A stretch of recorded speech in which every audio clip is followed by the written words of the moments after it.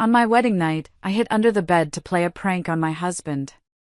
But someone else walked into the room and put her phone on speaker. What I heard next froze my blood. Hello everyone. Thank you for being here with me today. Before I begin my story, I'd love to know which city you're joining us from. Please feel free to share in the comments. Now, let me take you into this story. The dust under the bed was starting to tickle my nose, and I had to press my hand firmly over my mouth to keep from sneezing. I was lying flat on my stomach, my expensive white wedding dress crushed against the hardwood floor, the delicate lace catching on the rough fibers of the rug. It was ridiculous, I knew. A 30-year-old woman hiding under a bed on her wedding night like a child playing hide-and-seek. But I wanted to see the look on Preston's face. I had this whole scene played out in my head. He would walk into our bridal suite, loosen his tie, maybe call out my name in that soft, confused voice I loved so much. Valerie? Val? And then, surprise! I'd roll out, probably looking like a mess of tulle and silk, and we'd collapse onto the mattress laughing. It was supposed to be the start of our happily ever after. We had just spent the last 6 hours dancing, cutting cake, and shaking hands with people I barely knew. Now, finally, it was just us. Or so I thought. The heavy mahogany door creaked open. I bit my lip, suppressing a giggle, my muscles tensed to spring up. But the footsteps were wrong. They weren't Preston's confident, heavy strides. These were sharp, staccato clicks. Clack. Clack. Clack. High heels. Expensive ones. I froze. Through the small gap between the duvet and the floor, I saw a pair of silver designer stilettos stop right in the middle of the room. I recognized those shoes immediately. They belonged to Brenda, my brand new mother-in-law. Yes, Shanice, I'm in the suite now, Brenda's voice rang out, sharp and imperious. She wasn't whispering. She sounded like she owned the place. She put her phone on speaker and tossed it onto the bed, the very bed I was hiding under. The mattress springs groaned above my head, pressing down slightly. Did they leave yet? A tinny female voice asked from the phone. Preston is downstairs handling the final bill with the caterers. And the girl, well, who knows where she is? Probably in the bathroom fixing her cheap makeup, Brenda scoffed. She began pacing around the room, the clack-clack-clack of her heels echoing like gunshots in my ears. My heart hammered against my ribs. The girl? Cheap makeup? Just hours ago, this woman had hugged me, tears in her eyes, welcoming me into the family. She had called me a blessing. So, is it done? Shanice asked. It's done, Brenda said, the sound of a lighter flicking followed by a long exhale. Smoke drifted down to the floor. The ring is on the finger, the license is signed. We've got her locked down. And she has no idea? Please, Brenda laughed, a dry, cruel sound. Valerie is a simpleton. A country mouse. She thinks she hit the jackpot landing my son. She has no idea she's just a glorified placeholder. I felt the blood drain from my face. My hands turned ice cold. What was she talking about? But Brenda, the voice on the phone continued, are you sure about the condo? If they divorce, won't she take half? We have it all mapped out, Brenda replied, her voice dropping to a conspiratorial tone that made my stomach churn. They lived together for a year. Maybe 18 months tops. Enough to make it look real. Then Preston starts the complaints. We make her look unstable, or better yet, we make her life so miserable she leaves on her own. We have the receipts showing Preston paid the down payment. We'll claim the condo in court. She won't have the money for a decent lawyer. I covered my mouth with both hands now, tears stinging my eyes. The condo. Our beautiful penthouse in downtown Atlanta.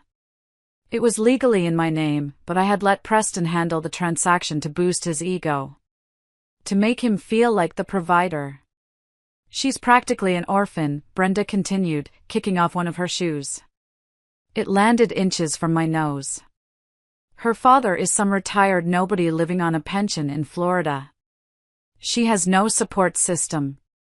Once we take the assets, she'll go back to whatever trailer park mentality she came from, and Preston will finally be free to marry someone with actual class. Someone like Kendra. Kendra. The name hit me like a physical blow. Kendra was Preston's childhood friend, the woman who had been at the wedding today, wearing a red dress that was a little too tight, smiling a little too widely. Preston is on his way up, Brenda said, blowing smoke towards the ceiling. He just needed a stepping stone. And Valerie, well, she's a very sturdy stepping stone. We'll sell the condo, invest the money in the firm, and he'll be set for life. I lay there, my body trembling so hard I was terrified the floor would vibrate. This wasn't a prank. This wasn't a misunderstanding. This was a heist. My marriage, my love, my life, it was all just a long con to steal a piece of real estate. Suddenly, Brenda stopped pacing. "Wait," she murmured. She walked towards the bed. I saw her feet turn towards me. She crouched down. I stopped breathing. My heart stopped beating. Through the gap, I saw her hand reach out. Her long, manicured nails scraped against the hardwood floor, inches from my face. She picked up something, my pearl earring. I must have dropped it when I crawled under. She held it up, inspecting it. "Cheap junk," she muttered, tossing it onto the bedside table. "Probably plastic."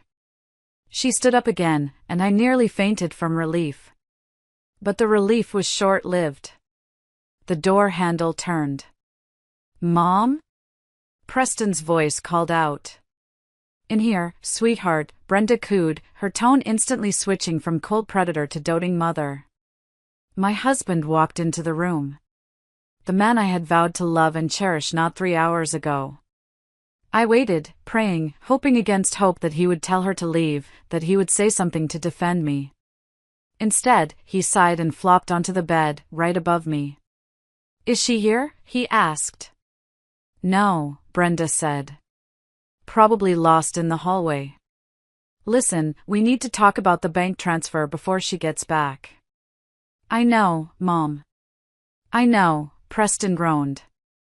"But can we do this tomorrow? I have to pretend to be excited to consummate this marriage tonight, and it's going to take a lot of energy." Something inside me broke. It wasn't a crack, it was a shattering. The naive, happy Valerie died in that dusty darkness under the bed. And something else began to wake up. I carefully reached into the bodice of my dress and pulled out my phone. I tapped the screen silently, opening the voice recorder app. The red line started moving. "Talk," I thought, a cold rage settling over me. "Keep talking, you monsters. Give me everything." And they did. To understand why a woman with a master's degree in business and a trust fund that could buy this entire hotel was hiding under a bed letting people believe she was poor, you have to understand my mother. My mother, Elena, was the kindest soul you could ever meet. She was also incredibly wealthy, heiress to a shipping fortune. She married my father, Robert, when he was just starting his construction business. They were a power couple, but my mother, she loved with her eyes closed. When she passed away 10 years ago, it wasn't from the cancer that took her body, it was the heartbreak that weakened her spirit. She had found out that her own sister and her best friend had been siphoning money from her charity funds for years. They didn't love her. They loved what she could give them. On her deathbed, she held my hand and made me promise. "Valerie," she whispered, her voice frail, "find someone who loves you for you. Not for the name, not for the accounts. Be careful, my love. Money is a magnifying glass, it shows you exactly who people are, but sometimes it burns you before you can see the truth." That promise became my Bible. My father, Robert, took it to the extreme. He was a shark in the business world, the CEO of Titan Construction. He taught me how to read contracts before I could read fairy tales. When I started dating, he was suspicious of everyone. They smell the money, Val, he'd warn me. They look at you and see a lottery ticket. So, I created a test. A filter. I moved out of the family estate in Buckhead and rented a charming, slightly run-down apartment in a working-class neighborhood. I drove a 5-year-old Honda Civic. I worked as an administrative assistant at a logistics firm, a job I actually enjoyed because it was low stress, though I secretly managed my own investment portfolio at night. To the world, I was Valerie, the nice girl with the student loans and a budget for groceries. Then, I met Preston. It was a rainy Tuesday. I was rushing into a coffee shop and dropped my wallet in a puddle. Mud splashed everywhere. I was on the verge of tears. It had been a terrible week when a handsome man in a slightly frayed jacket picked it up. He wiped the mud off with his own sleeve. "I think this belongs to you," he said, smiling. His eyes were warm, hazel with flecks of green. I checked the wallet. Nothing was missing. I offered to buy him a coffee as a thank you. "I'd love that," he said, checking his watch. "I have about 20 minutes before I have to get back to the grind." We talked for 2 hours. He told me he was a sales associate, struggling to meet quotas, driving an old car that broke down every other week. He talked about his dreams of traveling, of seeing art in Italy, but how he could never afford it. "I don't care about being rich," he told me, looking deep into my eyes. "I just want a life that feels real. You know? Sunday barbecues, a dog, someone to share the silence with." It was exactly what I wanted to hear. Over the next 2 years, Preston passed every test. He never asked to borrow money. He brought me wildflowers he picked from the side of the road because he couldn't afford the fancy roses but thought these were prettier. He clipped coupons with me. When my car broke down, a staged event, he drove 40 minutes out of his way to pick me up every morning for a week. I fell in love. Deeply, madly, stupidly.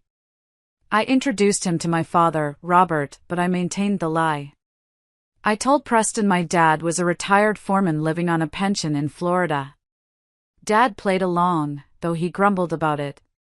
He flew in for a visit, wearing flannel shirts and complaining about the cost of gas, hiding his Rolex in his pocket. "He seems okay," Dad admitted after dinner one night, swirling a cheap beer he hated. "But he's soft, Val. He listens to his mother too much." "He respects his mother, Dad," I defended. "That's a good trait." Oh, how wrong I was.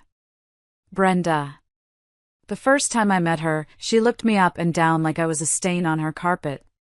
She lived in a small, cluttered house but acted like she was royalty in exile. She constantly talked about how Preston deserved better and how expensive life was. "Valerie," she'd say, sipping tea, "do you really think you can support a family on an admin salary? Preston needs a partner who can elevate him." I just smiled and swallowed the insults, thinking, if only you knew.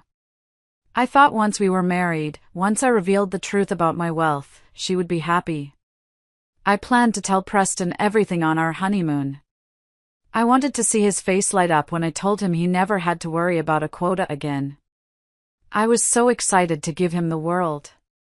I didn't realize he was already planning to steal the little piece of it I had shown him. The wedding planning should have been the happiest time of my life, but looking back, the red flags were waving so hard they were practically slapping me in the face. First, there was the guest list. Brenda insisted on inviting half the town. "It's about image, Valerie," she snapped when I suggested a small, intimate ceremony. "We need to show people that the Ramos family is doing well." Since I was supposedly poor, Brenda and Preston assumed I couldn't pay for much. Brenda made a big show of chipping in, but every time the bill came for the flowers or the venue, she'd conveniently leave her purse in the car, or her card would be declined due to a bank error. I ended up paying for almost everything using my savings, which was actually a limitless black card I kept hidden in a secret compartment of my wallet. Then came Kendra. "Valerie, you have to meet Kendra." Preston said one evening about 3 months before the wedding. She's like a sister to me. We grew up together. Kendra was stunning in a flashy, obvious way.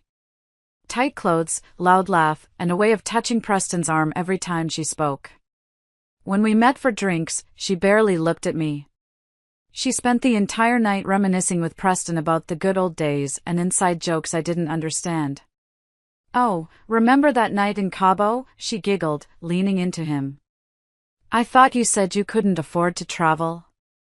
I asked Preston, confused. He froze for a second. That was a high school trip. My parents saved up for years for it. Brenda adored Kendra.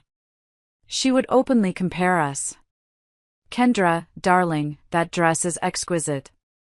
You look like a movie star. Valerie, maybe Kendra can take you shopping? You dress so plainly."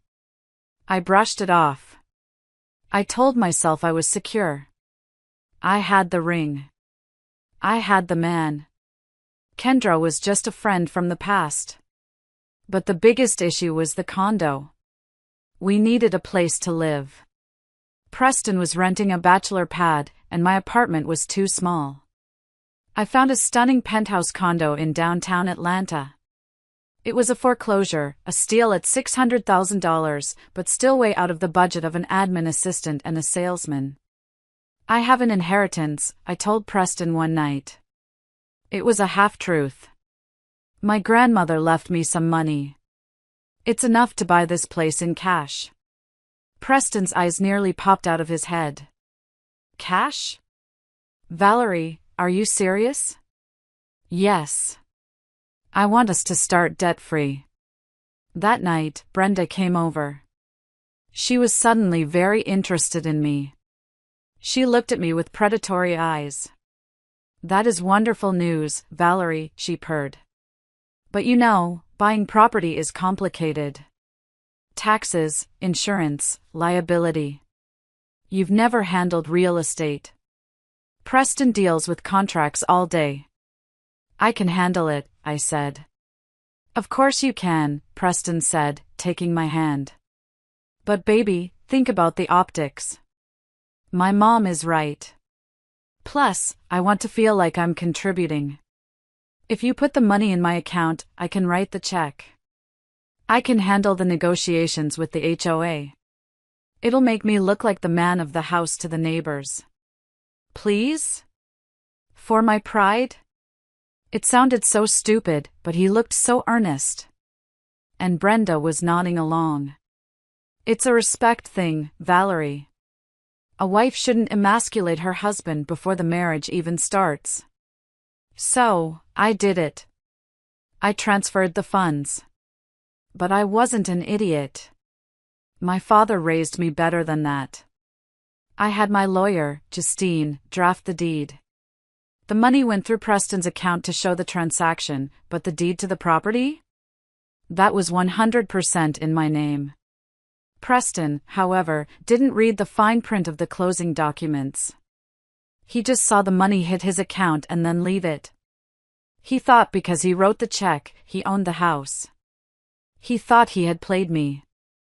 I remembered the day we got the keys. Preston spun me around in the empty living room. "Our castle," he said. "My castle," I whispered into his shoulder, though he didn't hear me. Now, lying under the bed, hearing Brenda talk about claiming the condo, the pieces fell into place. They didn't know the deed was sole property. They thought it was marital assets bought with his money because the check came from his account. They thought they could argue that I contributed nothing. Brenda's voice snapped me back to the present. "When does the lease on your apartment run out, Kendra?" Brenda asked on the phone. The name jolted me. Kendra was on the speakerphone? No, wait. Brenda was talking to Preston now, asking about Kendra. "Her lease is up in 6 months, Preston said, his voice muffled as he buried his face in a pillow. "That's why we need to speed this up, Mom. I can't have her crashing on her sister's couch forever. Plus, the baby needs a room." The world stopped. The silence under the bed was deafening. The baby? I clamped my hand over my mouth so hard I tasted blood. The words hung in the air like toxic smoke. The baby. Don't worry about the baby, Brenda said, her tone dismissive yet practical. We'll set up the nursery in the second bedroom once Valerie is gone. We can paint over that hideous yellow she chose. My stomach lurched violently. I felt like I was going to vomit right there on the rug. Kendra was pregnant.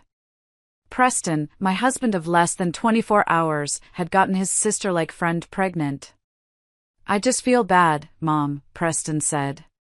For a second, a tiny spark of hope flared in my chest. Maybe he had a conscience? Maybe he actually cared about me? Bad about what? Brenda snapped.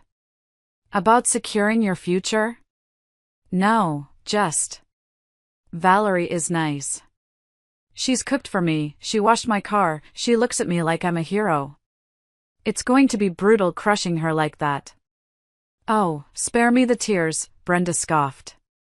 She's a nobody, Preston. You said it yourself. She's boring.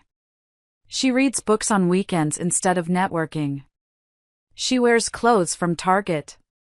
Do you want to be married to a coupon clipper for the rest of your life? Or do you want to be with Kendra, who actually knows how to shine in high society? Kendra is fire, Preston agreed, his voice changing, becoming lustful. Valerie is oatmeal. Oatmeal. That single word hurt more than the financial betrayal. I had dimmed my light for him. I had hidden my designer wardrobe, my knowledge of fine wine, my connections to senators and CEOs, all to make him feel comfortable. I became oatmeal because I thought he wanted simple, wholesome love. Exactly, Brenda said. Now, did you get the bank notifications? Did the rest of the wedding cash deposits clear? Yeah, about 10 grand. It's in our joint account. Good. Tomorrow, you transfer half of that to my account for wedding reimbursement expenses. We need to drain that joint account slowly so when you file for divorce, there's nothing for her to take. Got it. And the condo? You have the receipts? I have the transfer receipt from my bank account to the seller. It shows I paid the $600,000. She can't prove where that money came from if we say it was a private loan from family that I'm paying back. They were so confident. So incredibly stupid and confident. They had no idea about forensic accounting. They had no idea that my pensioner father had a legal team that ate sharks like them for breakfast. All right, get up, Brenda ordered. Go wash your face. You look guilty. When she comes back, you need to perform. Smile. Talk about the future. Make her feel safe. I really don't want to sleep with her tonight, Mom. You have to. Consummate the marriage. It makes the annulment harder for her to get later if she tries that route. We need this to be a divorce so we can split assets. Fine, Preston groaned. He stood up from the bed. The mattress lifted, relieving the pressure above me. I'll go check the hallway. Maybe she's crying in the stairwell or something. I'm leaving, Brenda announced. I took the spare key from her purse earlier. I'll let myself out. She took my key? She went through my purse? The violation made my skin crawl. I watched Brenda's silver heels clack towards the door. Preston's dress shoes followed. Good night, Mom. Thanks for everything. Anything for my boy. Just remember the plan. 1 year. Then you're free. The door clicked shut. Silence returned to the room. But it wasn't peaceful. It was heavy, charged with the energy of my shattered life. I waited 5 minutes. 10. I needed to be sure they were gone. Slowly, painfully, I wiggled out from under the bed. My body ached. My beautiful dress was gray with dust. I stood up and caught my reflection in the mirror. My hair was disheveled, my makeup smeared, but my eyes were clear. I didn't cry. I didn't scream. A cold, mechanical calm took over. It was the same calm my father used when he was about to hostilely take over a rival company. I walked to the closet. I stripped off the wedding dress, the symbol of my stupidity, and threw it into the corner. I pulled on a pair of jeans and a hoodie I had packed for the morning after brunch. I grabbed my purse. Brenda had indeed taken the spare house key, but my car keys were still there. And my black card. I opened the door to the hallway. It was empty. Preston must have actually gone down to the lobby or the bar to work up the courage to sleep with me. I didn't take the elevator. I took the stairs, running down 12 flights in my sneakers. I burst out into the cool night air, found my beat-up Honda Civic, which had a Porsche engine under the hood, my one little indulgence, and tore out of the parking lot. I wasn't going to the condo. I wasn't going to cry in a hotel. I punched a number into my car's Bluetooth system. "Dad?" I said when he answered on the second ring. "Valerie? It's 1 a.m. Is everything okay?" "No," I said, my voice steady. "You were right. About everything. I need you to wake up Justine. I'm coming to the estate.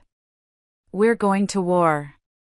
The drive to Buckhead usually took 40 minutes. I made it in 20. I pulled up to the massive iron gates of my father's estate. The security camera recognized my license plate, and the gates swung open silently. As I drove up the winding driveway, lined with century-old oaks, I felt the shedding of Valerie, the admin assistant. I was returning to my kingdom. My father was waiting on the front porch, wearing his silk robe, a cigar unlit in his hand. Next to him was Justine, my best friend and the fiercest corporate lawyer in Atlanta. She was wearing pajamas but had a laptop open on the outdoor table. I slammed the car door shut and walked up the steps. Dad looked at me, the dust on my hoodie, the hard set of my jaw, and he didn't say "I told you so." He just opened his arms. I hugged him, and for exactly 10 seconds, I let myself be a little girl. I let one sob escape. Then I pulled back. "They planned it," I said, my voice crisp. "Preston, his mother, and Kendra. They want the condo. They want to drain the accounts. Kendra is pregnant." Justine gasped. "Pregnant? On your wedding day?" "Yes. I recorded everything." I placed my phone on the glass table and hit play. In the quiet night air, Brenda's voice sounded even more demonic. "We listened to the whole thing. The oatmeal comment. The plan to make me miserable. The embezzlement of the wedding money." When it finished, my father's face was a mask of fury. He snapped the unlit cigar in half. "I will bury him," he growled. "I will buy the company he works for and fire him. I will have that mother of his evicted by noon." "No," I said. "That's too fast. That's too easy." I looked at Justine. "If we attack now, they play the victim. They'll say I'm a crazy, jealous wife. They might even try to fight for the condo claiming verbal contracts or some nonsense. I want to crush them completely. I want them to think they won, and then I want to pull the rug out so hard they never stand up again." Justine cracked her knuckles, a wicked smile spreading across her face. "I like where this is going. What's the plan?" "First," I said, "the condo. They think they have a claim because the money flowed through his account. We need to lock that down." "Easy," Justine said, typing furiously. "Since the deed is in your name, we create a post-nuptial agreement.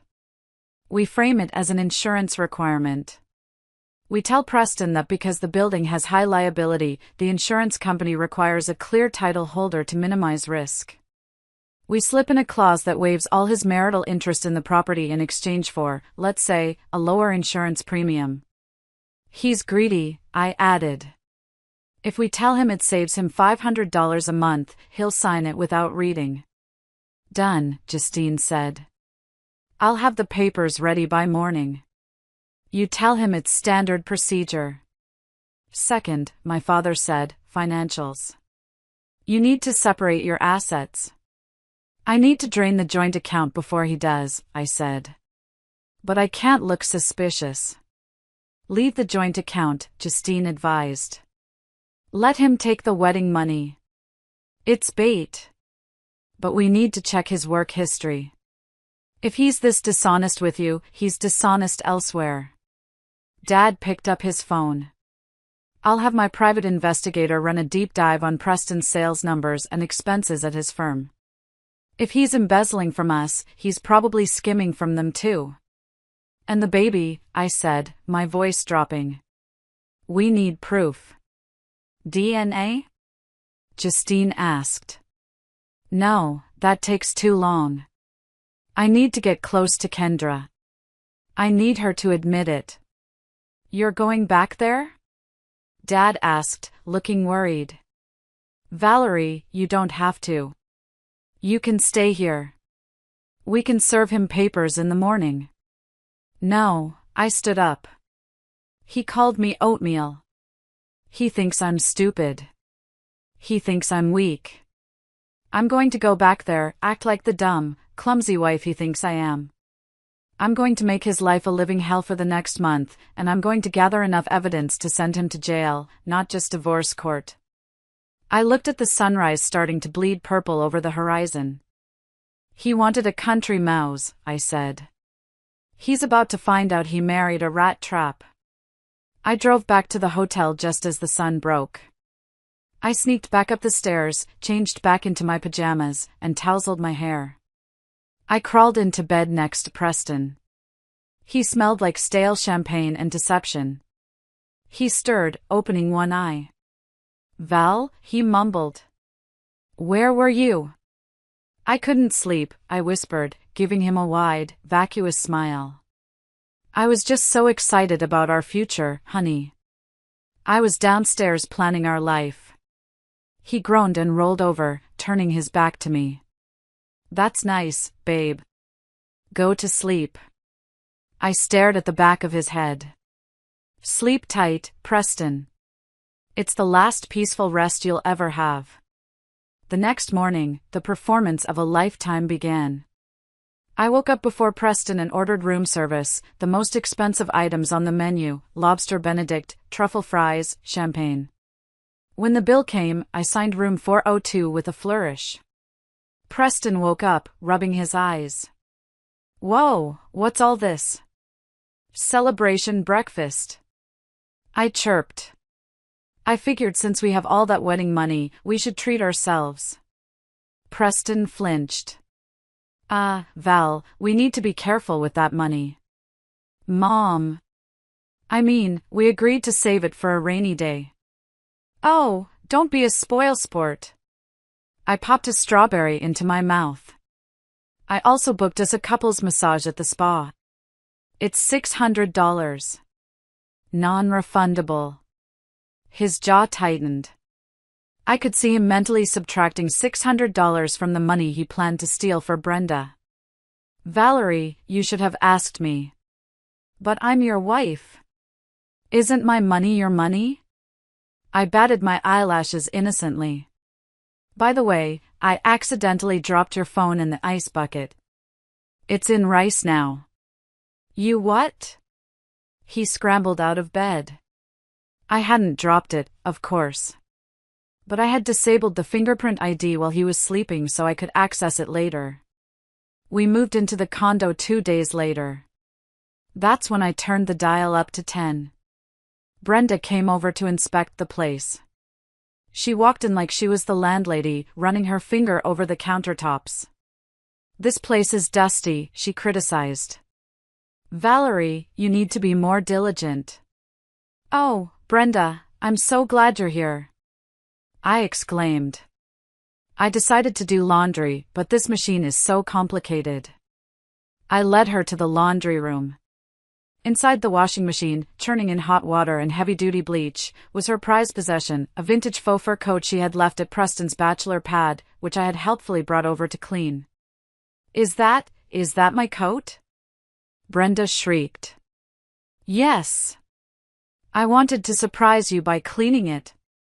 I beamed. She ripped the machine open. Water spilled everywhere.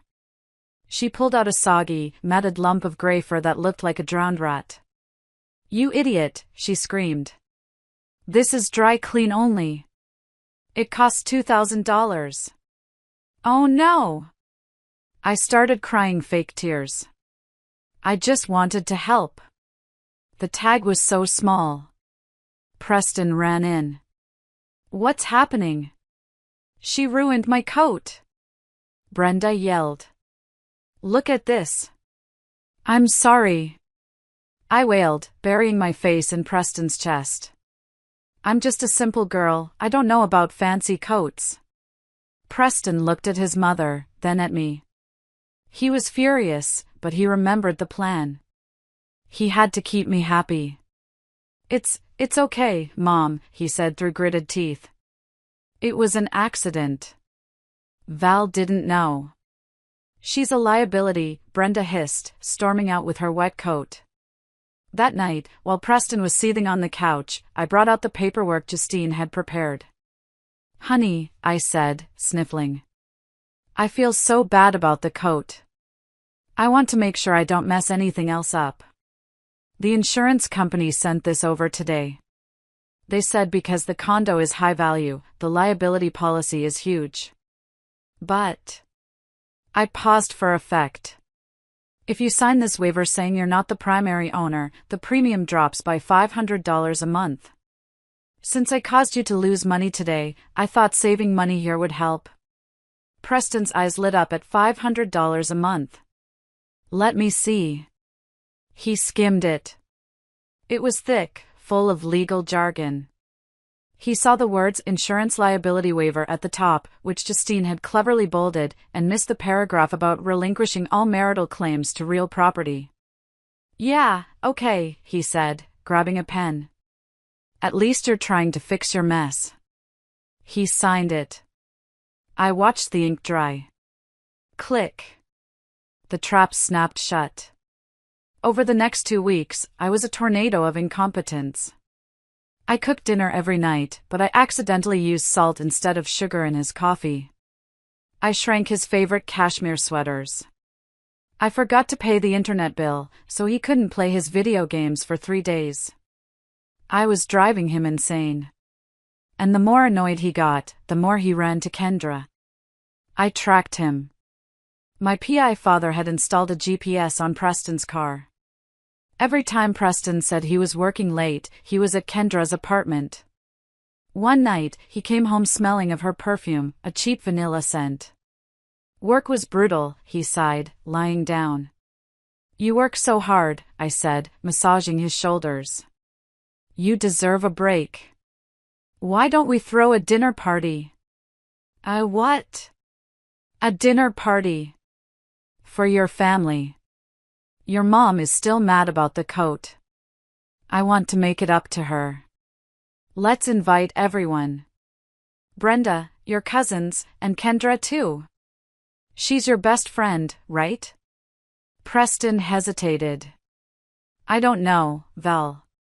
You're not exactly a master chef." "I'll practice." I promised. "Please? I want to show them I can be the perfect wife." He smirked. I knew what he was thinking. Let her embarrass herself. It'll make the divorce narrative easier. Everyone will see she's incompetent. "Fine," he said. "Next Saturday. But don't screw it up." "I won't," I smiled. "It'll be a night no one will ever forget." The invitation list grew rapidly.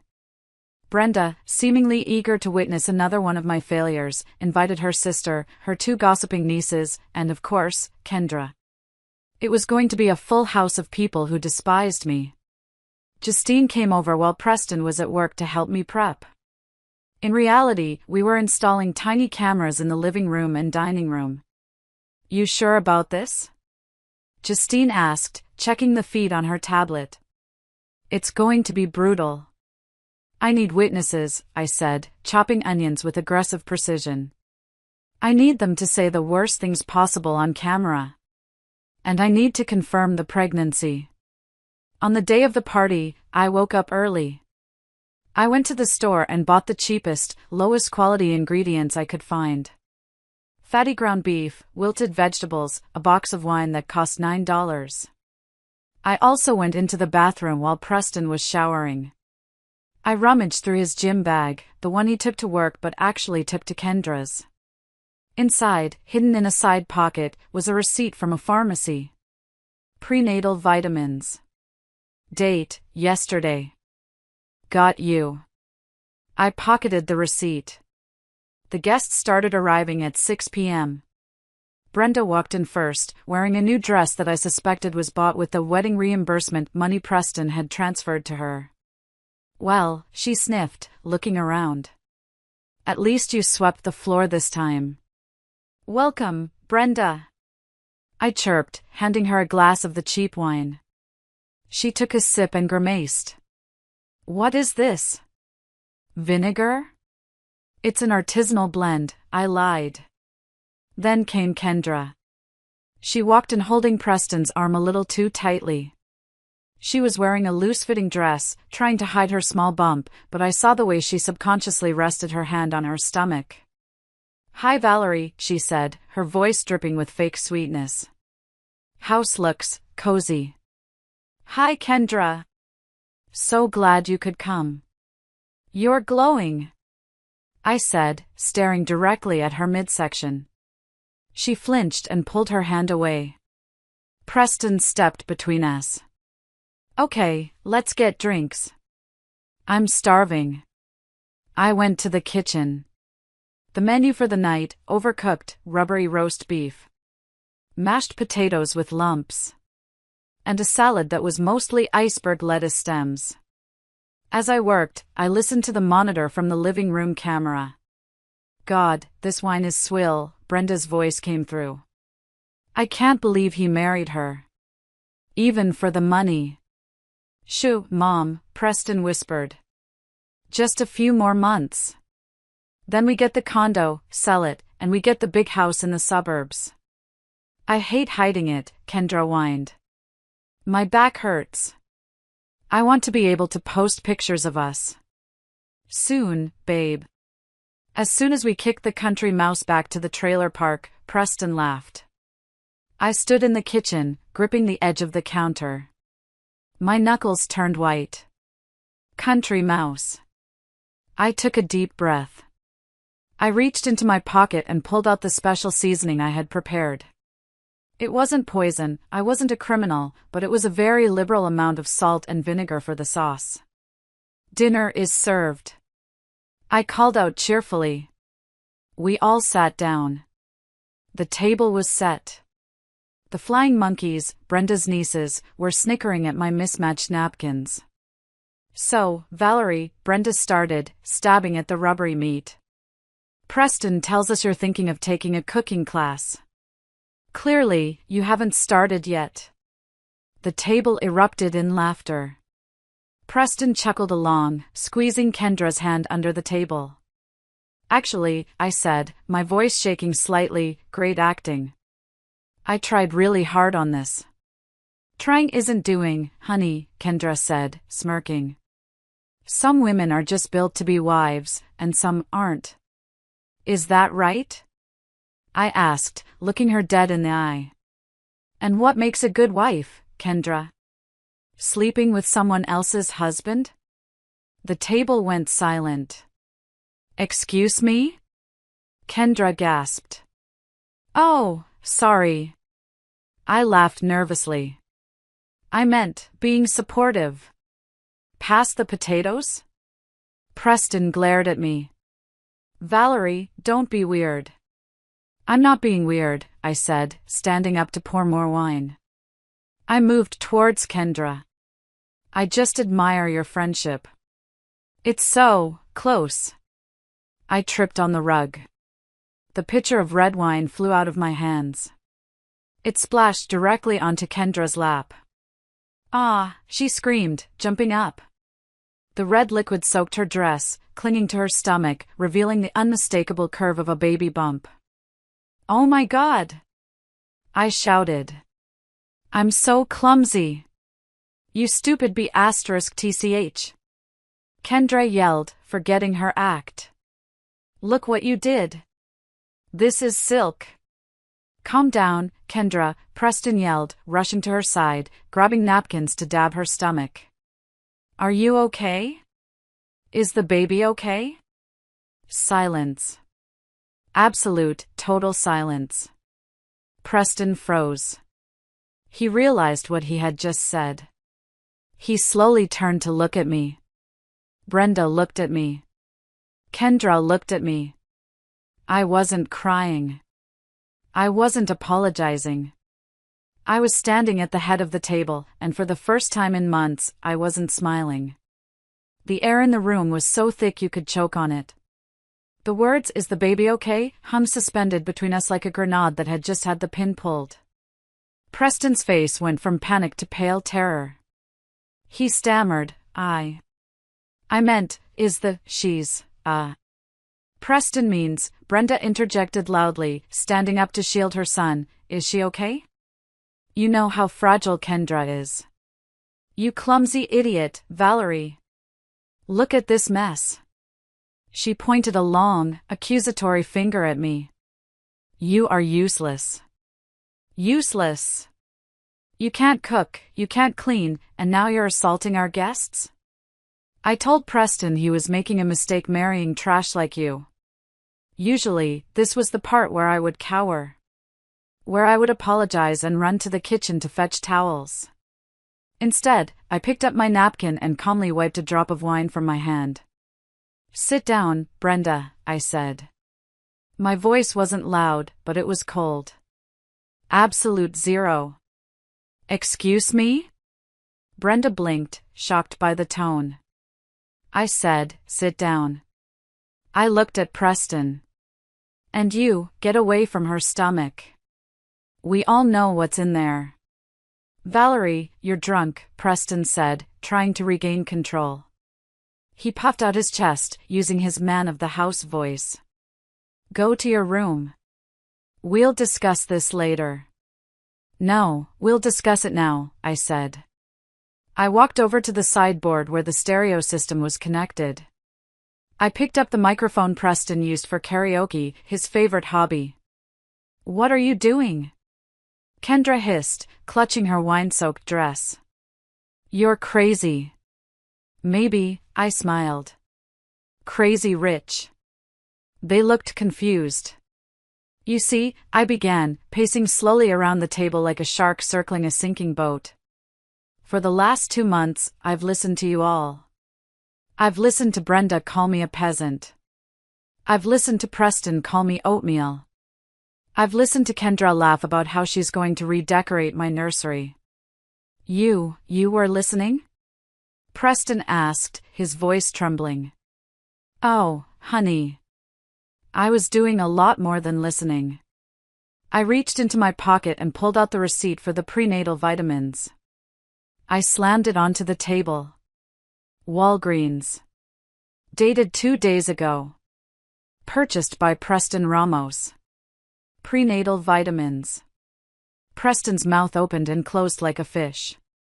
And this, I pulled out the insurance waiver he had signed. Do you remember this, Preston? The insurance thing?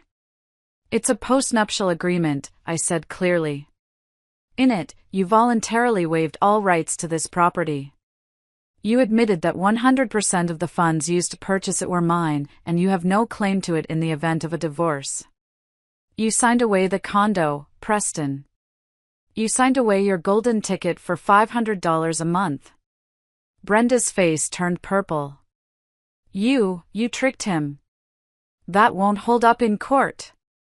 Oh, it will, I said. My lawyer, Justine, the one you called that cheap attorney friend, is actually a senior partner at Darby and Associates. She ironclad that document. Who cares? Kendra yelled. Preston is leaving you anyway. He loves me. We're going to be a family, and you're going to be alone with your cats. Am I? I laughed. Preston, tell them where you got the money for Kendra's car. And for Brenda's new dress. And for this wedding reimbursement? Preston was sweating profusely now. I saved it. From my commissions. No, I said. You stole it. From Titan Construction accounts. You inflated invoices. You thought nobody would notice because Titan is a huge company. So what? Brenda screamed. Titan doesn't know. I walked over to the door. I placed my hand on the knob.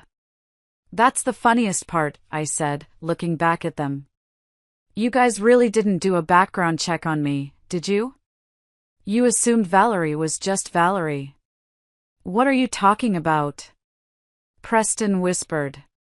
My last name isn't just Smith, I said. It's Smith Vanderbilt. My father is Robert Smith, the CEO and owner of Titan Construction. The silence this time was heavy. It was the sound of three worlds colliding and shattering simultaneously. Brenda grabbed the edge of the table to steady herself. No, that's a lie. Your father is a pensioner in Florida. He's in Florida right now, I nodded. On his yacht. Preston looked like he was going to faint. He had been stealing from his wife's father. He had been calling the heiress to the company he worked for oatmeal. You're the heiress? Preston squeaked. Yes, I said. And the only reason I didn't fire you immediately was because I wanted to see how deep the rot went. And wow, you guys are rotten to the core. Valerie, baby, Preston took a step forward, his hands up. Wait. We can explain. I was confused. Mom made me. Don't you dare blame your mother. Brenda shrieked, but her eyes were darting around, looking for an exit. It's too late for explanations, I said. I have the embezzlement records. I have the audio of you conspiring to defraud me. I have the proof of adultery. I tapped the microphone. And just so we're all on the same page, I said, my voice dropping to a whisper that echoed through the room. I want you to hear exactly what I heard on my wedding night. Just so you know that I didn't hide under the bed for nothing. I pulled up my phone and connected it to the Bluetooth speaker. The room filled with static, and then Brenda's voice boomed out, loud and clear. The girl is a simpleton. We'll claim the condo. She has no idea she's just a glorified placeholder. Brenda covered her ears. Kendra started crying.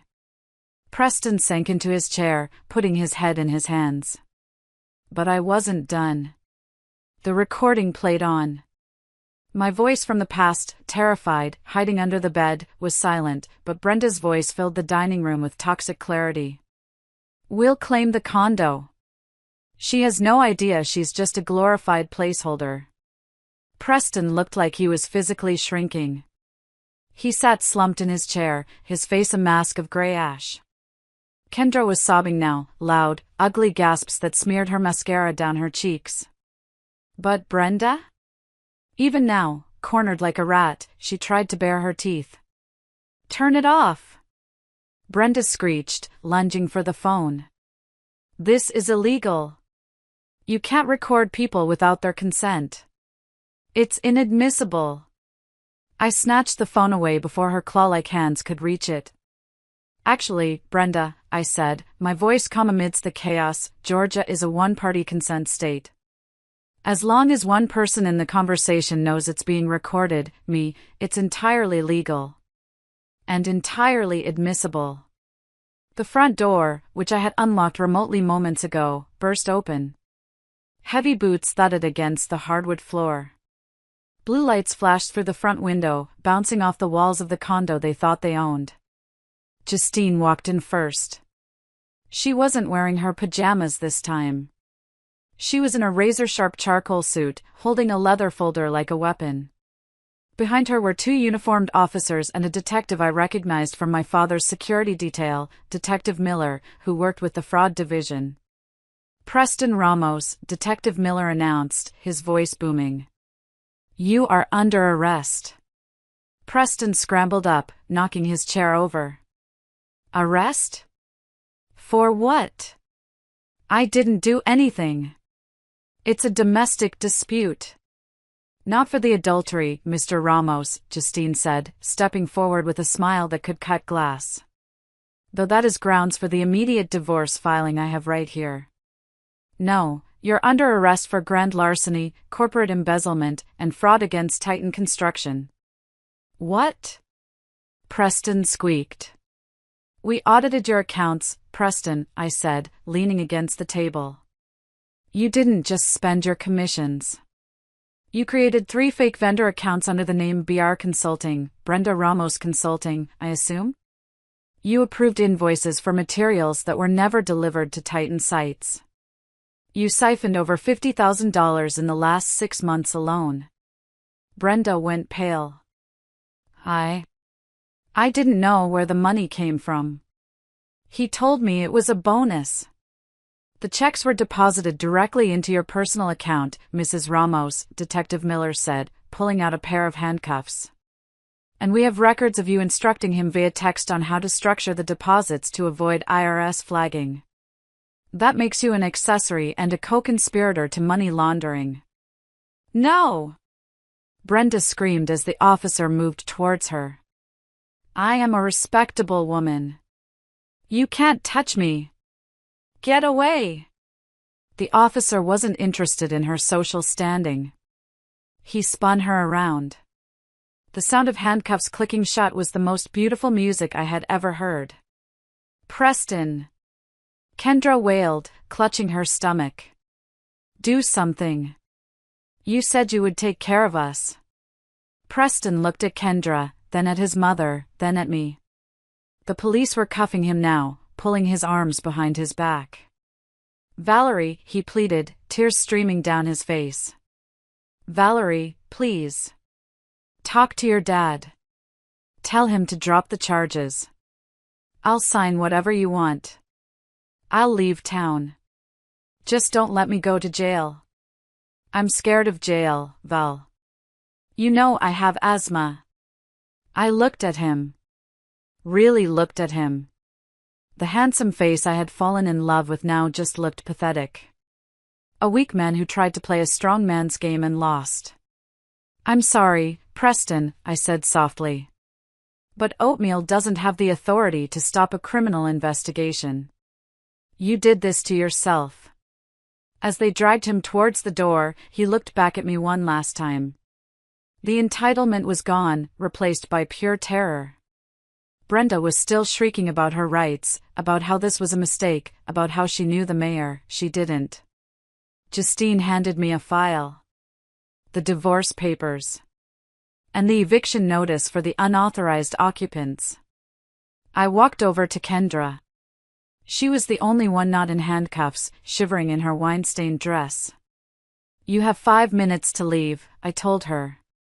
"Take your purse. Take your lies. If you're not out, I'm pressing charges for trespassing." "But," he promised me, she whispered, looking at the empty doorway where Preston had just been hauled out. "He promised me too," I said. "He's a liar, Kendra. You're just the next victim. Run while you can." She scrambled up and ran out the door without looking back. The room fell silent. The storm had passed, leaving only the wreckage of a fake life. I stood there, surrounded by the remnants of the terrible dinner, the overturned chairs, and the echo of justice. My heart was pounding, not with fear, but with adrenaline. I looked at Justine, who gave me a slow nod of respect. This was it. The moment I took my life back. If you are still listening to this point, please help me by liking this video and commenting the number 1 below. This lets me know that you are amazing, and I understand that you have been with me throughout this journey. Your help is a huge encouragement, cheering me on. Please comment number 1 so I can recognize you, and now, listen as I continue to tell my story. The days following the arrest were a blur of legal motions and logistical dismantling. While Preston sat in a holding cell, unable to make bail because his assets were frozen, I went to work erasing him from my life. The first step was the physical purge. I didn't want the condo anymore. It was tainted. I hired a crew to pack up everything that belonged to me. As for Preston's things, his clothes, his beloved gaming console, his collection of limited edition sneakers he bought with stolen money, I didn't burn them. That would have been dramatic, but illegal. Instead, I had them boxed up and sent to the only address he had left, Brenda's small, cluttered house. But Brenda wasn't there to receive them. It turned out, Brenda's financial situation was even more precarious than we thought. She had leveraged her house to the hilt with second and third mortgages to fund her lifestyle and appearances. With the legal fees mounting for her defense and the sudden cutoff of Preston's stolen funds, the house of cards collapsed. Justine called me a week after the arrest. "You're going to want to hear this," she said, her voice sounding satisfied. "The bank foreclosed on Brenda's house yesterday. She's out on bail, but she has nowhere to go. She tried to move into a motel, but her credit cards are maxed out." "Where is she?" I asked, staring out the window of my father's estate. "She's staying with her sister. You know, the one who was laughing at your napkins? Apparently, it's not going well. The sister is making her sleep on a pull-out couch in the basement." A grim satisfaction settled in my chest. The woman who mocked my pensioner father was now living the reality she had tried to mock me for. Then came the divorce hearing. It was swift and brutal. Preston appeared via video link from the detention center. He looked terrible, unshaven, dark circles under his eyes, wearing an orange jumpsuit that clashed horribly with his complexion. When the judge asked if he contested the divorce or the validity of the post-nuptial agreement, Preston just shook his head. "No, Your Honor," he mumbled. "Mr. Ramos," the judge said sternly. "You admitted to signing a waiver of interest in the property at 405 Highland Avenue. You also admitted to adultery. The plaintiff has provided extensive evidence. Do you have anything to say?" Preston looked at the camera. For a second, our eyes met across the digital divide. "I made a mistake," he whispered. "You made several crimes," the judge corrected him. "Divorce granted. The plaintiff retains all assets. You are ordered to pay legal fees." Of course, he couldn't pay. I absorbed the cost, a final stupidity tax for trusting the wrong man. Kendra didn't get off scot-free either.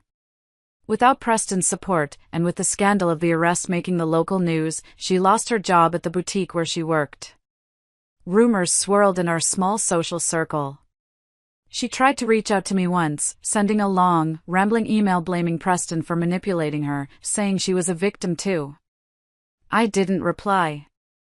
I just forwarded it to Preston's defense attorney. Let them eat each other. The final nail in the coffin was the sentencing for the embezzlement. My father, Robert, took the stand to give a victim impact statement. He didn't shout. He stood tall, looking every inch the titan of industry he was. "Trust is the currency of business," Dad said, his voice resonating in the courtroom. Mr. Ramos didn't just steal money. He stole trust.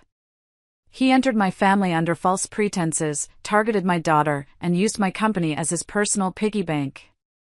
He is not a victim of circumstance. He is a predator who got caught. Preston got 5 years. Brenda got 2 years probation and community service, largely because she turned state's witness against her own son to save her skin. That was the final betrayal. Brenda threw Preston under the bus, claiming he forced her to launder the money. I watched Preston's face as his mother testified against him. The look of utter devastation was almost enough to make me pity him. Almost. After the sentencing, I walked out of the courthouse. The sun was shining. The air was crisp. I took a deep breath, filling my lungs with oxygen that didn't smell of lies or cheap cologne. I was divorced. I was single. I was 30 years old. I got into my car, my real car this time, a sleek Mercedes convertible that I had kept in storage. I put the top down. As I drove away, leaving the courthouse and the Ramos family in the rearview mirror, I felt lighter than I had in years. The dusty, fearful girl under the bed was gone. In her place was a woman forged in fire. But the fire had left burns. And healing those burns would take much longer than the revenge. 3 years passed. Revenge is like a sugar rush, intense, satisfying, but followed by a crash. After the adrenaline of destroying Preston and Brenda faded, I was left with the quiet wreckage of my own trust issues. I threw myself into work. I stopped hiding. I joined Titan Construction officially, not as an admin, but as the director of operations. I wore my name, Valerie Smith Vanderbilt, like armor. I worked 16-hour days, turning Titan into an even bigger empire. I became known as the Ice Queen in the boardroom, efficient, brilliant, and utterly unapproachable. Dating? Forget about it. Men were liabilities. Every time a man smiled at me, I wondered what he wanted.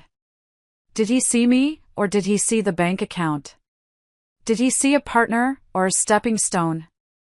My only solace was music.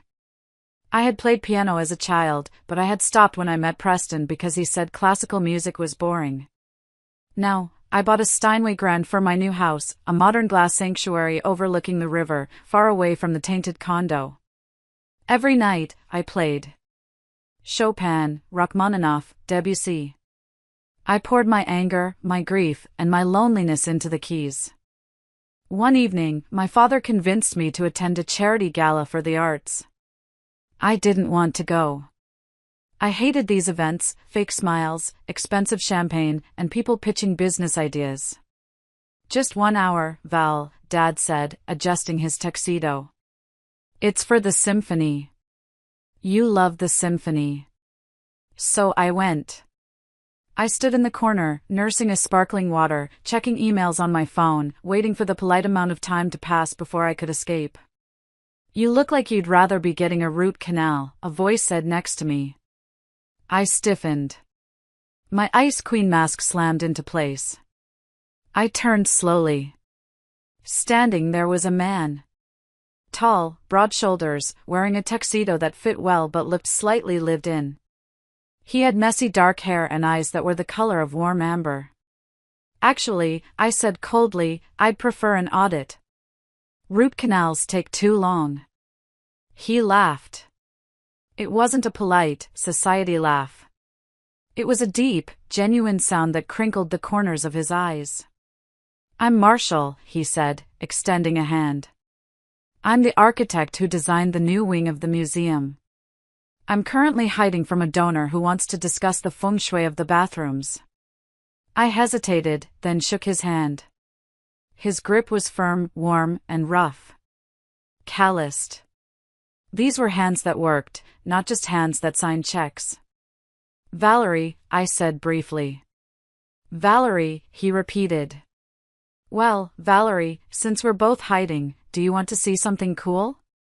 The acoustics in the main hall are incredible when it's empty. Against my better judgment, I followed him. We snuck into the main concert hall during the intermission of the quartet. The stage was empty, save for a lone grand piano. Go on, Marshall said, gesturing to the piano. I saw your fingers twitching while the quartet was playing. You play, don't you? I haven't played in public in years. There's no public here. Just me and the ghosts of Mozart. I sat down. I touched the keys. And I played. I played a nocturne that was full of longing and sorrow. The music swelled, filling the vast, empty hall, echoing off the wood and velvet. I closed my eyes, forgetting where I was, forgetting the betrayal, forgetting the fear. When I finished, silence hung in the air. I opened my eyes. Marshall was watching me. He wasn't looking at my jewelry. He wasn't looking at my dress. He was looking at my face with an expression of raw wonder. That was... He started, his voice thick with emotion. That was the saddest, most beautiful thing I've ever heard. Who hurt you, Valerie? The question was so direct, so unexpected, that I flinched. That's none of your business, I snapped, standing up abruptly. The walls came back up. I have to go. Wait, he called out as I hurried off the stage. Let me take you to dinner. Real dinner. Not these tiny appetizers. No, I said, walking faster. I don't date. I'm not asking for a date, he said, jogging to catch up. I'm asking to know the person who can make a piano cry like that. I stopped. I looked at him. He seemed sincere. But Preston had seemed sincere too. Preston had picked up my muddy wallet. Preston had driven me to work.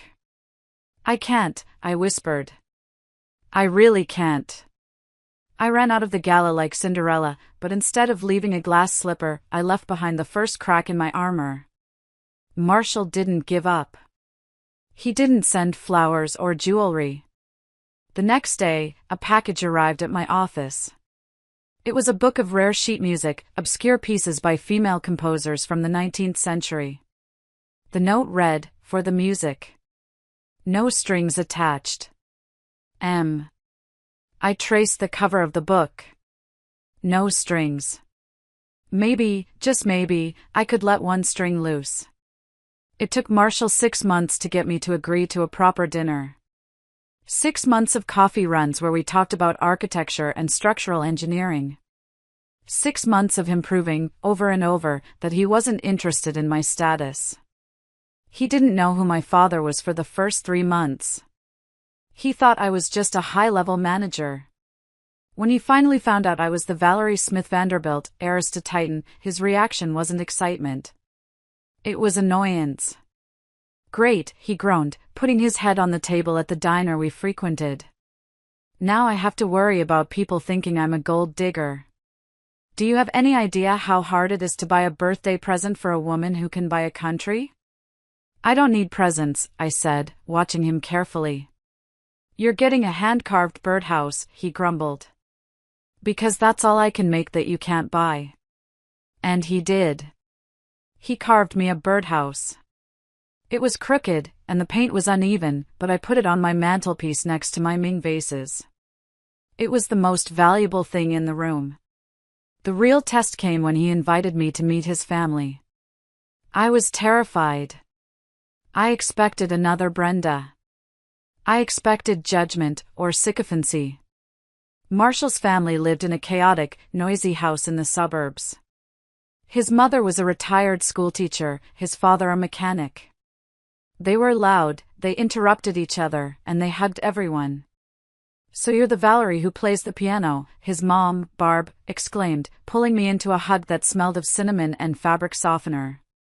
Marshall says you're smarter than him. Thank God. We were worried.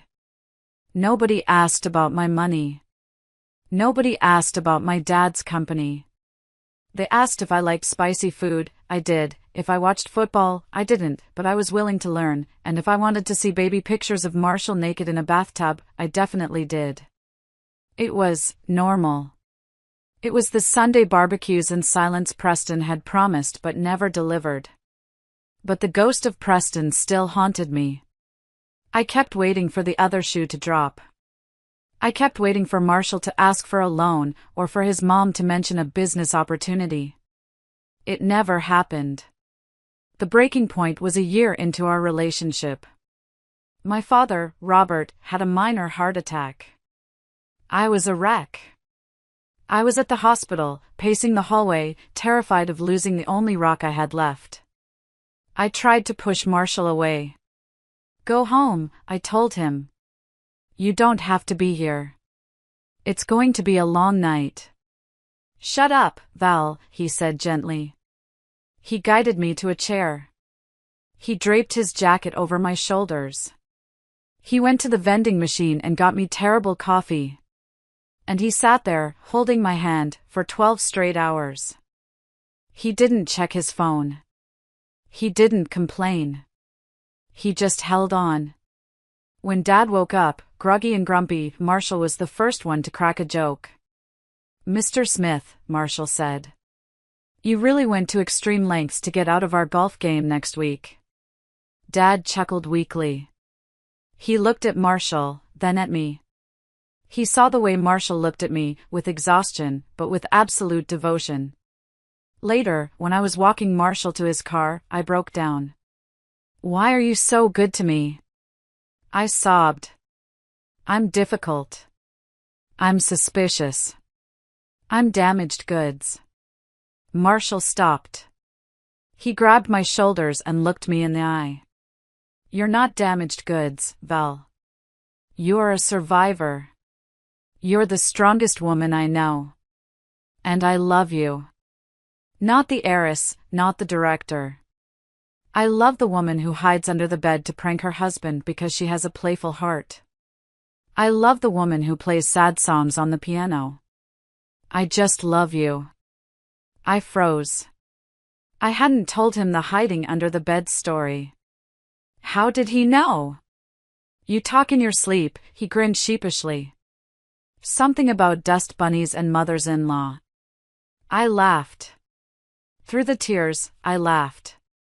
2 years after that night, Marshall proposed. He didn't do it with a flash mob or a diamond the size of a skating rink. He did it on a Tuesday, while we were making lasagna. Marry me, he said, holding a wooden spoon. I signed a prenup already. Justine has it. It says I leave with what I came with, my tools and my good looks.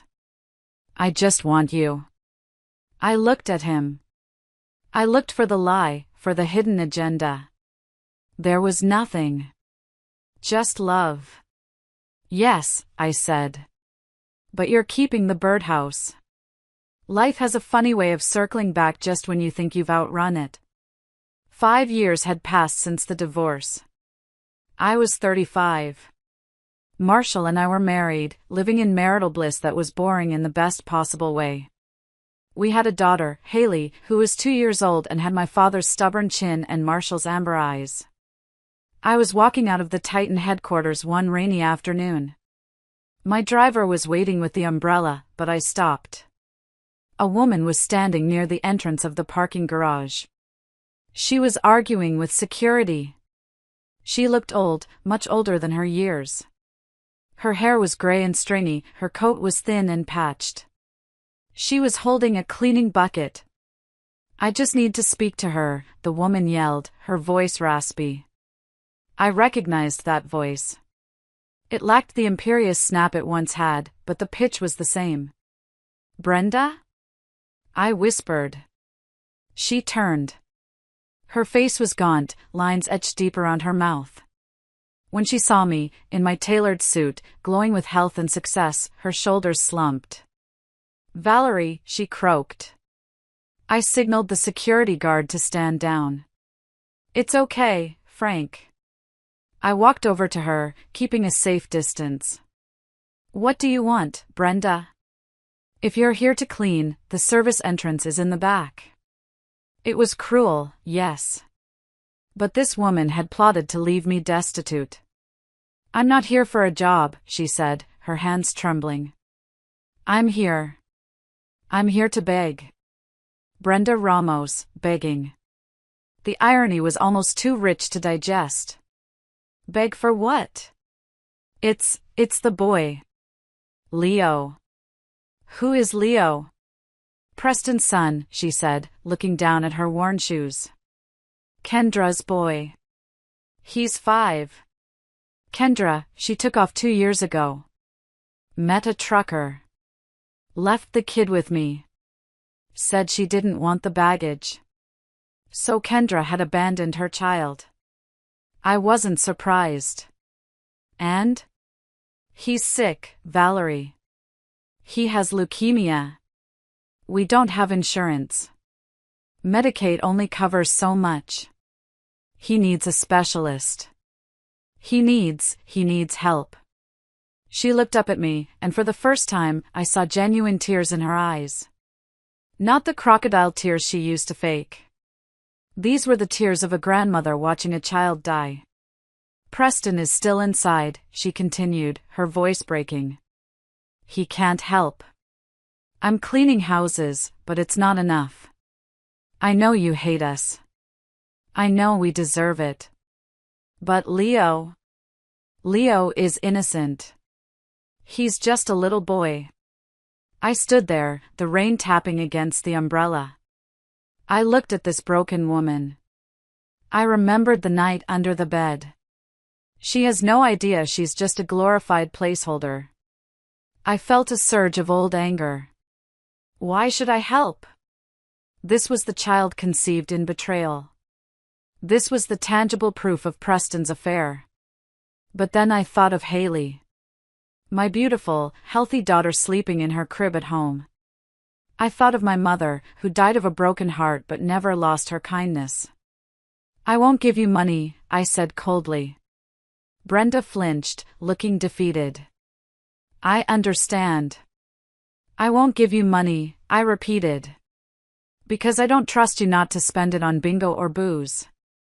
But, tell me the name of the hospital.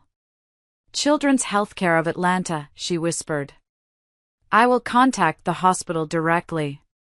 If the boy is there, and if he is sick, I will cover his treatment anonymously.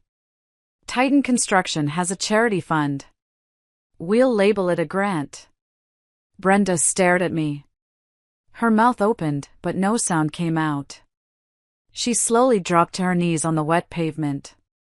Thank you, she sobbed, clutching at the hem of my pants. Thank you.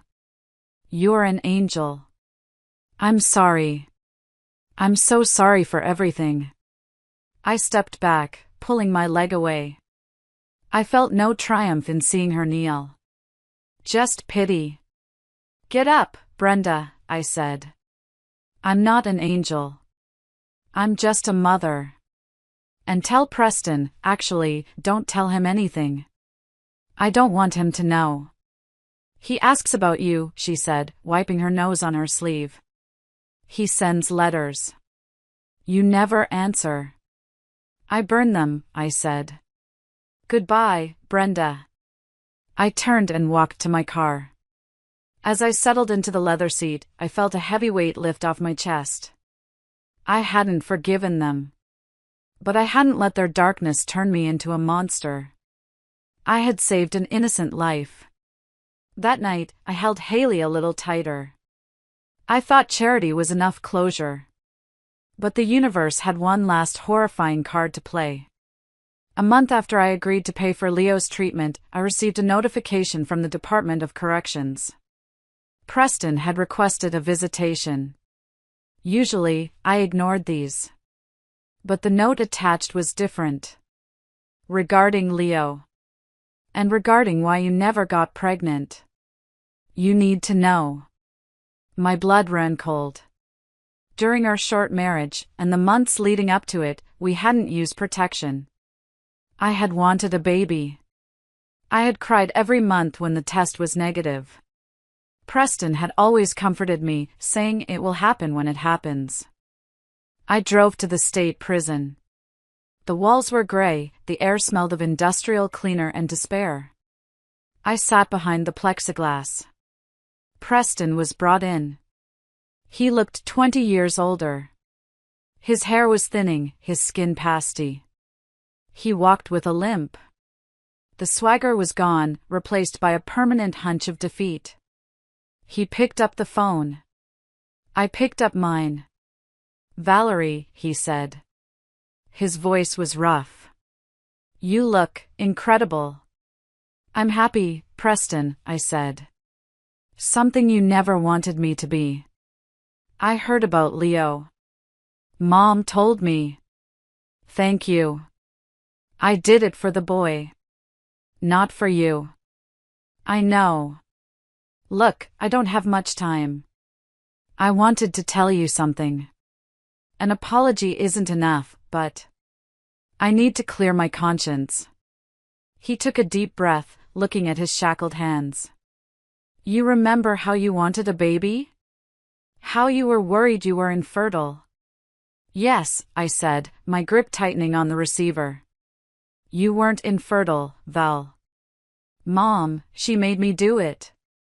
Do what? She crushed up emergency contraceptive pills. Plan B. She put them in your smoothies. The ones she made for you when you came over for brunch. Or she'd swap your daily vitamins with placebos. I stopped breathing. The room spun. Why? I whispered. Why would she do that? You wanted a family. Not with you, Preston admitted, the truth hanging there like a rotting corpse. Mom said if you got pregnant, it would be harder to divorce you later. A kid binds you for 18 years. She wanted a clean break once we got the condo. She said we couldn't risk having a kid with your genes mixed with ours. She wanted Kendra to have my heir. I felt a wave of nausea so strong I thought I would faint. It wasn't just greed. It was a biological violation. They had poisoned me. They had violated my body to ensure I wouldn't bear a child, all while I was crying on Preston's shoulder about not being able to conceive. You monster, I hissed. Tears of rage pricked my eyes. You let her drug me? I was weak, Preston said, crying now. I'm sorry, Val. I was so afraid of her. And I was so greedy. But look, it's a blessing, right? Imagine if we had a kid. You'd be tied to me forever. Now, you're free. You have a new life. He was right, in the sickest, most twisted way possible. If I had had a child with Preston, I would never have truly escaped Brenda. I would be co-parenting with a felon. My daughter Haley wouldn't exist. You're right, I said, my voice trembling. It is a blessing. Because my children will never have a single drop of your poisonous blood in their veins. I stood up. Val, wait! Preston shouted. I have parole coming up in 2 years. Can you put in a good word? Since you helped Leo? I looked at him through the glass. The audacity was breathtaking. Preston, I said. I helped Leo because he is an innocent child. You are a grown man who drugged his wife. I will not put in a good word. In fact, I'm going to send the transcript of this conversation to the parole board. I hope you rot in here. I slammed the phone down. I walked out of the prison into the bright sunlight. I collapsed onto a bench near the parking lot and sobbed. I cried for the baby I thought I couldn't have. I cried for the violation. But mostly, I cried from relief. Marshall found me there later. I had called him, unable to drive.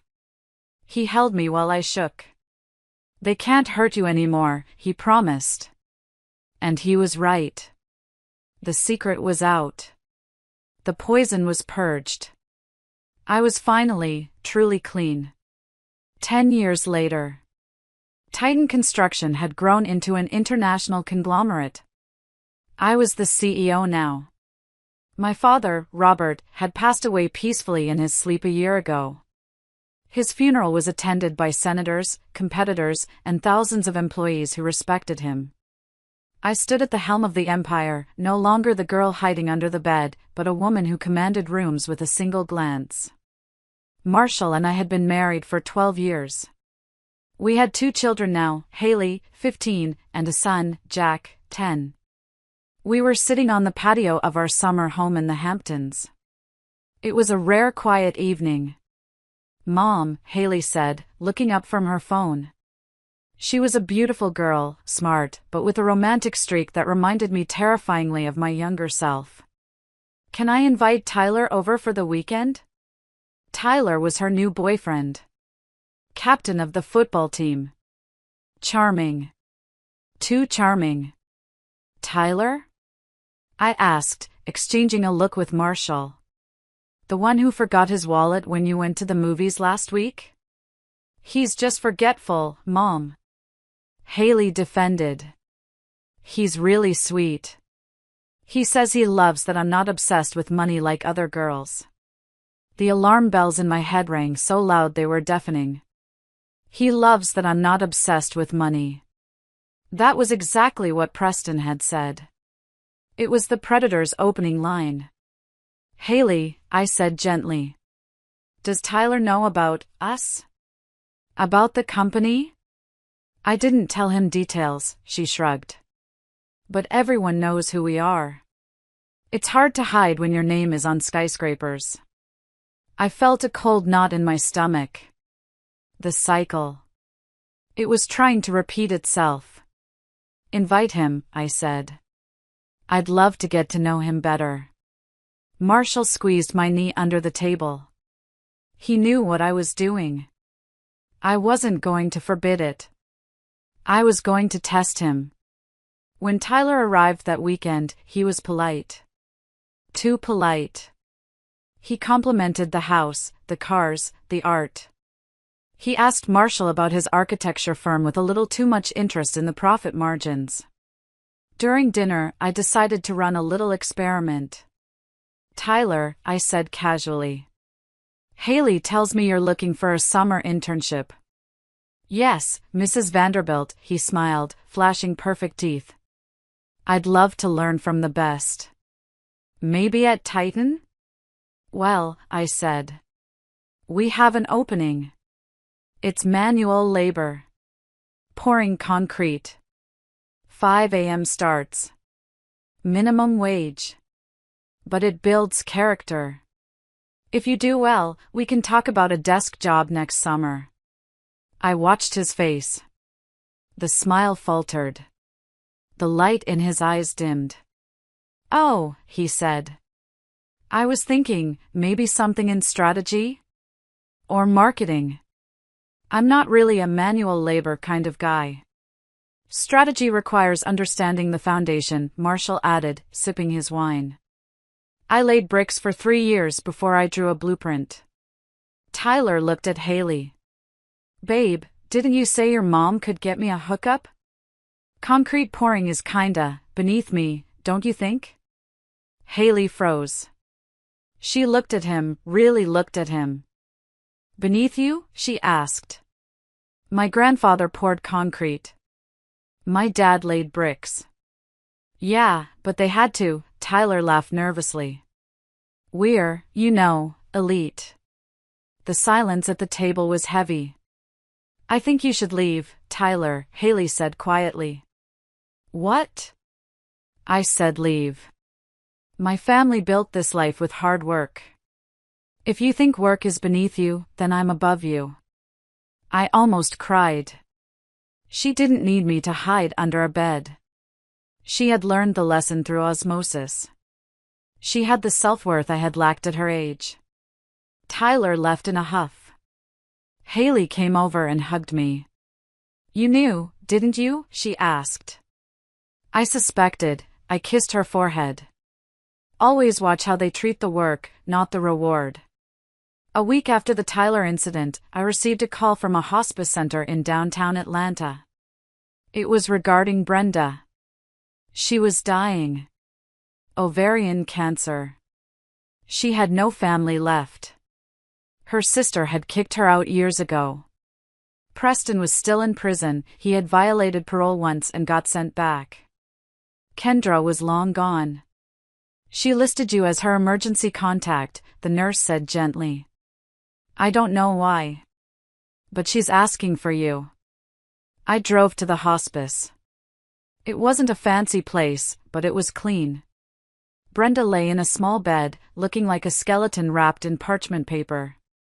She was unrecognizable from the woman in the silver stilettos. I stood by the door. You came, she rasped. I came, I said. Why? Because I won. It wasn't said with malice. It was just a fact. I had won the game of life she tried to rig. I was happy, loved, and successful. She was dying alone. Brenda let out a dry chuckle that turned into a cough. Yes. You did. You were smarter than I gave you credit for. I thought you were just nice. I didn't know nice could have teeth. Nice people have to grow teeth, I said.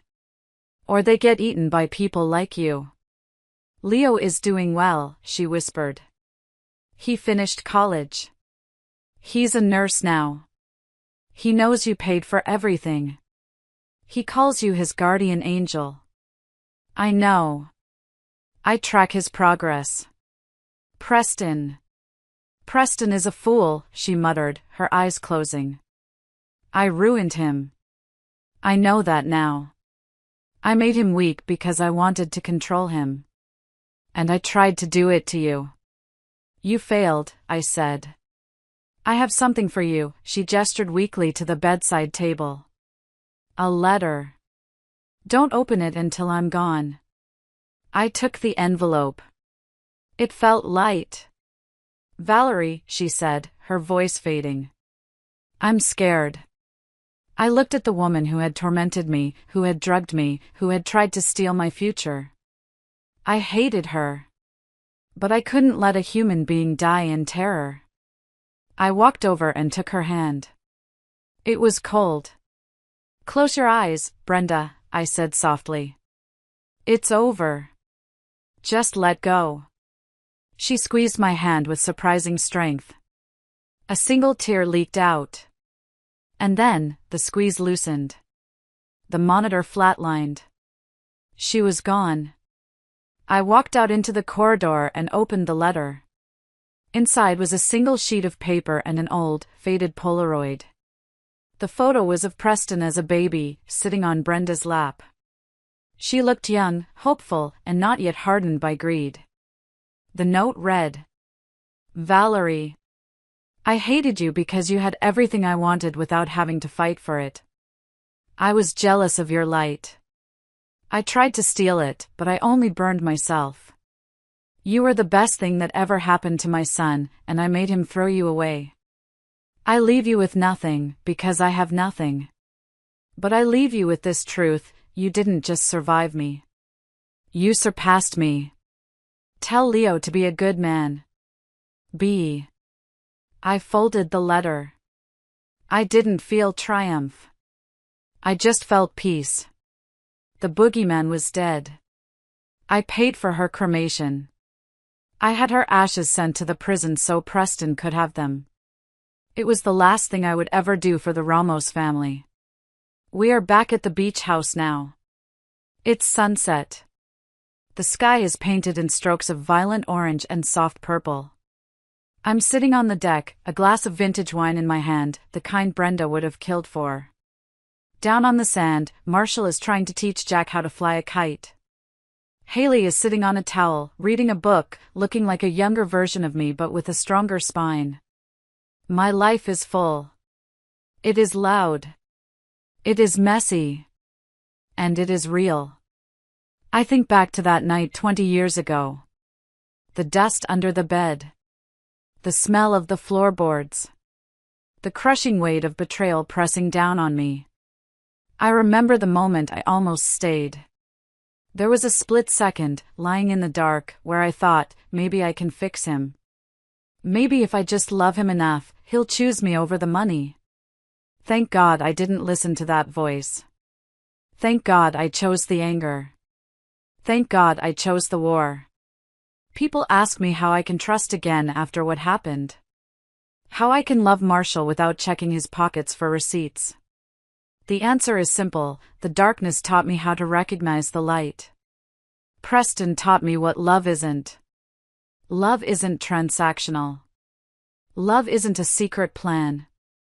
Love isn't making someone oatmeal so they don't outshine you. Love is Marshall carving a crooked birdhouse. Love is my father standing in a courtroom defending my honor. Love is me paying for a sick boy's chemotherapy even though his father broke my heart. Love is action. I take a sip of wine and look at the camera, at you, the listener. Maybe you're hiding under a bed right now. Maybe not literally. Maybe you're in a marriage where you feel small. Maybe you're with a family that makes you feel like an outsider. Maybe you suspect that the people who smile at your face are sharpening knives behind your back. I'm here to tell you, trust your gut. If you feel like something is wrong, it is. If you feel like you are being used, you are. Don't stay in the dark. Don't wait for them to change. They won't. Brenda didn't change until she was on her deathbed. Preston never changed at all. You have to be your own hero. You have to crawl out from under the bed, dust off your dress, and walk out the door. It will hurt. God, it will hurt. You will cry until you have no tears left. You will feel stupid for having been fooled. But then? Then you will get angry. And that anger will be the fuel that builds your empire. I put the glass down and walk towards the railing. Marshall looks up from the beach and waves. Val. Look. It's flying. The kite soars high into the wind, fighting the resistance, climbing higher and higher until it catches the current and stabilizes, dancing against the clouds. I see it. I yell back. It's beautiful. I am Valerie Smith Vanderbilt. I am a mother. I am a CEO. I am a wife. And I am the woman who didn't let the prank be on her. Thank you for listening to my story.